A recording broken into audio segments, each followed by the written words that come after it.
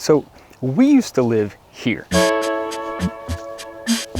A few years back, me and my wife spent months designing and having our dream house built. I mean, we were really excited about it. It was near the best schools and parks and walking trails in a very desirable neighborhood in the suburbs. We lived there for a few years, but then a few things started to happen. And I will tell you all about it, but first I want to say thank you for being here and ask you to subscribe to my channel and at least hit that thumbs up button. It helps out more than you can imagine. First, our town's property taxes skyrocketed. I mean, just overnight. A bill got passed and that was it. Hey, this is my neighbor's horse. I mean, I don't know this horse. Hey, pretty horse.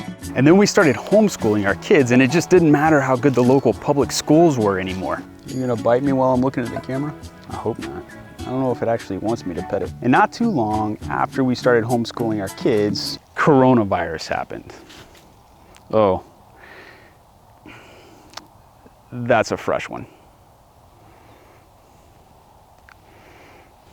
I started working from home, and suddenly all the ties to our area were practically non-existent, except for our friends and our church, which admittedly are the hardest and most painful to separate from. One day I stopped by the grocery store just for a routine trip, pick up a couple of things I was gonna be in and out. I get up to the entrance and there's a line to get into the store. So I thought. The people informed me that no, it's in fact a line to check out, which I thought was odd, but I entered the store and everybody's shopping carts were full of toilet paper.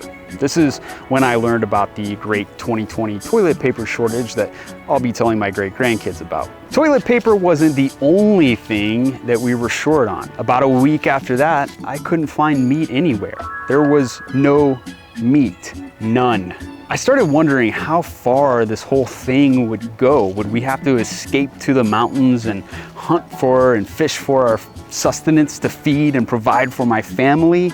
But everybody was kind of thinking that way, and that's the first place everybody would go. This is about the time I picked up a book from a guy named Joel Salatin. If you're watching this channel, you probably know who he is. He's like the godfather of this regenerative, sustainable farming movement that kicks out the old ideas of industrial monocrop farming and brings in this regenerative farming that we're trying to do here. I started learning about all the harmful chemicals and the food that we buy at our grocery store due to the safe processing, and also how misleading our whole food labeling thing is. For example, like, what does natural even mean? Nothing.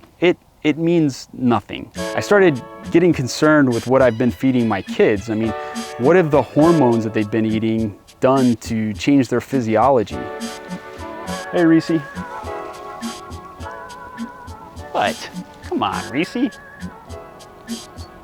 Yeah. This cat's a little skittish. She disappeared for 5 days when she was a kitten. Like 5 whole days. We had chalked her up for dead.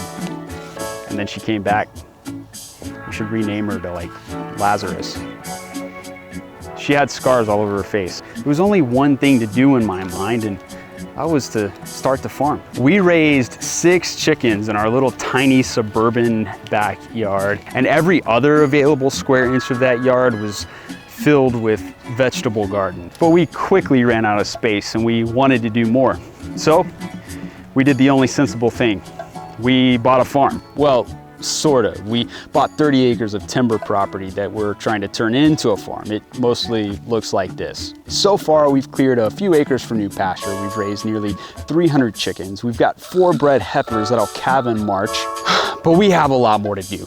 And we want you to join us on this adventure as we turn this 30-acre timber property into a thriving, functional farm. So please, subscribe to our channel, follow our journey, and go ahead and watch that next video that just popped up on your screen.